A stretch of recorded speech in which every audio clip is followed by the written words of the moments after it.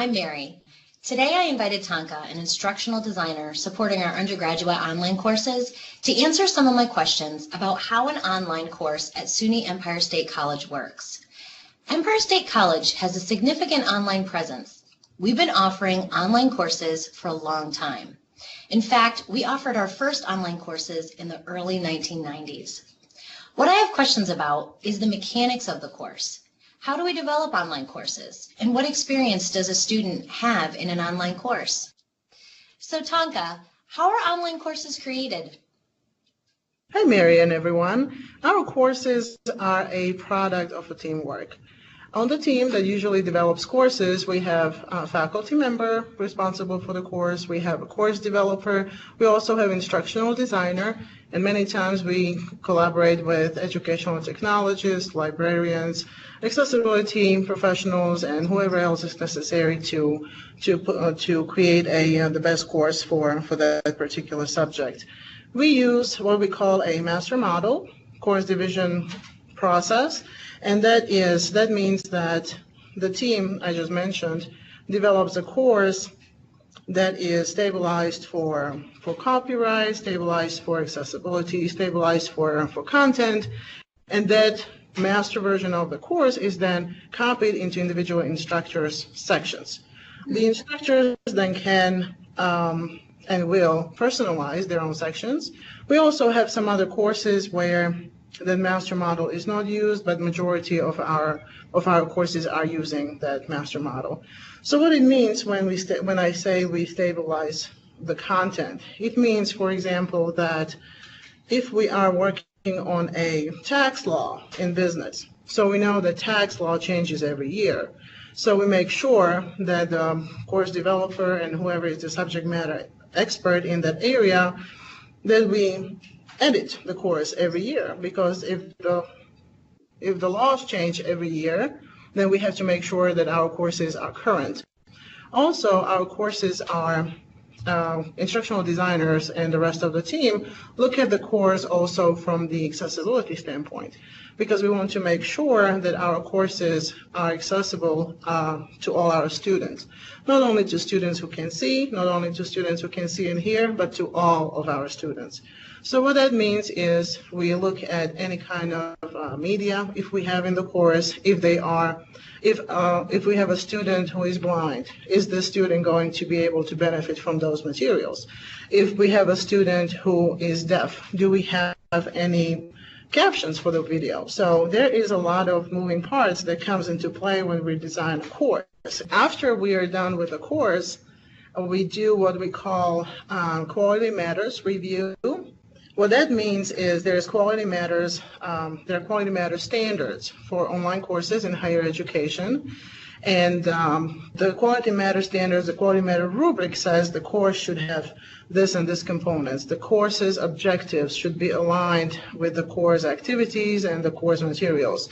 The student is supposed to be able to start very quickly and very easy in the course, so we are not losing student trying to figure out where to start and what to do next. So the rubric, the quality matters rubric that I'm telling you about, lays out all those details about what needs to happen in the course. So when we're revising the course with that in mind. And then also after the course is revised, we come in and we review the course based on those standards. So after the course is revised, we review it. It comes with a score. The score is then recorded in a report, and we keep that report. So there is a lot of thought put into each course and a lot of history and reporting that comes with the course. So my other question is, what does a week in the life of an online student look like? Let's say this is the first week of the course. First week, as you know, or probably can expect, will be a lot different from any other week. So let's just talk about coming into the course. Just like I said, we design courses so that a student is easily able to find out how to start. We have a button, most of our courses, that says start here. And then in that section, we introduce the course to the student. we say, okay, so now that you have general idea what the course will be about, these are your next steps. This is where we'll take the most part of the first week of the student, just getting familiar with the course, getting familiar with the structure, with navigation, in case the student has not been in our learning management system before. It will take a couple minutes, maybe half an hour to figure out how that works. And we also try to incorporate a icebreaker discussion in our first week. So right when the student comes in, there is a place to meet other students. We like to do that because we like to keep online course very active socially, because when you are active socially with your fellow students, it's much easier for you to learn, it's much easier for you to ask for help, it's much easier for you as a student to feel comfortable in the course. So we want our students to feel very comfortable. That's why we provide a lot of opportunities for socialization. Our courses are usually structured into modules, and many times we have modules that are 2 weeks long, 2 to 3 weeks long. We have 15-week courses, and which is the scenario I was talking about. We also have 8-week courses. Recently we're having more of those, and their module probably is 1 week. So, and it's a little more intense. So the first week definitely is introducing yourself to the class, introducing yourself to the instructor, figuring out how the course works, what text we're using, and all that logistics basically. And then after we do that, usually what our students do, they read a lot of the materials during the weekend, so that they're ready for the week, for the module, they're ready for the discussion. So they read everything over the weekend, and then in the first couple days of the next week, they participate in the discussions with others about the content. There's usually a challenging question in the discussions, and usually those questions are about real life problems. So how would you solve real life problem using the knowledge that you just gained in the text? So there's a lot of those scenarios. We have case study in our business classes. A lot of business courses have case studies. We have team projects as well. So the students are divided into teams and they work together on an assignment. What we try to do all of the time is have very detailed instructions, because it's very important to us to know that the student understands what they're supposed to do. In the first week or first couple of days of the week, you participate in the discussion, you go back into discussion, discuss with your classmates the concepts of the module, and then maybe towards the end you start working on either your quiz, your assignment, or anything else that you have. Just like I said, usually our modules are around 2 weeks long, so usually you have some time to go back and discuss more with your classmates. Our students use that time to refine their understanding of concepts, ask questions. The instructor, of course, participates in the discussions, and they make sure that the students are on the same page, that the students understand what they're supposed to understand in the modules. The first week, or any week really, I think it's a lot of fun. I think the student will get out of the course as much as they want to get out of the course. We have a lot of materials and a lot of flexibility.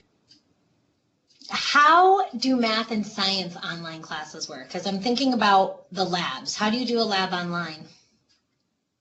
Very easy, actually. We have virtual labs. We also have an in-person lab. So how that works, let's start with the in-person one. You as a student get a kit to your house. You get a kit with everything you need. And then you go to your course online and you read instructions. There are many videos showing you how the dissection of whatever is done. And you study it, and then you practice on the kit that you get from our bookstore. So you actually do things in real life. We have a lot of courses, right, it's very interesting. We have a lot of courses that use physical experiments. So I was working on one course one time where the students were supposed to submerge coins in the water, and then they're supposed to move the water and observe what the coins were doing, how they were moving. So you have a lot of practical stuff. We also have science of cooking course where the instructor asks you to cook things, and they ask you to change the temperatures of the meat and then figure out what happens to the meat. So it's very practical. Even though they're online courses, it can be very practical. So those are the in-person experiments. We also have virtual labs. Some of the courses have those, and they show you, let's say they show you the frog. We were talking about the frog. So they show you the frog, and then you're supposed to, on an image, you're supposed to show where the dissection or where the cut will be, and then the next image opens, and it will show you, oh, if you cut it that way, this is what you will see. And then, so it's very, yes, it's very interactive. In your opinion, why would a student want to take our online courses? Well, there is the factor of convenience, as in all online courses. You can participate in your online course at 3 o'clock in the morning in your pajamas if you want to, right? So that's that flexibility and that very, you can do it on your own time, however you want to do it. So that's very convenient. Now, why would students want to take our course? That's very easy too. We have a specialized team that deals with or that works on course design. And all we do day in and day out is educate ourselves on how to design courses to be more effective for our student. We also work in those courses, making sure that the student has everything that they need to be successful in the course. So we do have a lot of learning support online, because we understand that we have a lot of online students, we have a lot of online courses, and many of our students we see them for the first time at commencement, right? So they are at the distance, and we cannot neglect academic needs of those students. We have learning support professionals that are able to help the student online or in person, over the phone, over email, whatever it is that they need, we have that. So we are well equipped to accommodate a fully online student with busy life. What would a student need to do to be successful in the course? I mean, you just listed some support services, but what else does the student need to do to be successful in the courses? Mm-hmm. So my first tip would be to be open. To be open to new experiences, because if you, as a student, have never learned online or through an online course, it will definitely be a difference. You will see the difference between online course and in-person course. So just be open to new experiences. Also, what I like to tell my students is you need to log in often. Even though you're not going to submit your assignment, but you need to be in the course. Why? Because there are discussions, and every week, in every module, there are discussions where your classmates talk about the concept you're supposed to be studying in the course. So you need to log in often. If for nothing else, just look around what is happening. Because when you are in touch with the content, when you're in touch with the material, it's constantly in your brain, and you're constantly thinking about it. So you're thinking about different angles. You're educating yourself. So through the online course, you really educate yourself by yourself. You educate yourself through your instructor. You educate yourself through your peers, and also through the materials, right? So for that to happen, you have to be in the course. It doesn't happen just on its own. Don't be afraid to ask questions. Understand that there are supports, and we probably have seen your situation before. So if you are in a situation, contact somebody, and they will be able to help you, right? Because if you don't say, how am I supposed to know you're in trouble? We're in an online course. I don't know that your grandma got sick and you're stuck in a hospital and you don't have time to finish the assignment. I don't know that unless you tell me. So my next point is I want our students to understand that it's not going to be an easy A. If you work for it, of course you're going to get a grade you deserve. I'm not saying that just because it's an online course, you automatically have an A. So you need to make sure you understand the expectations.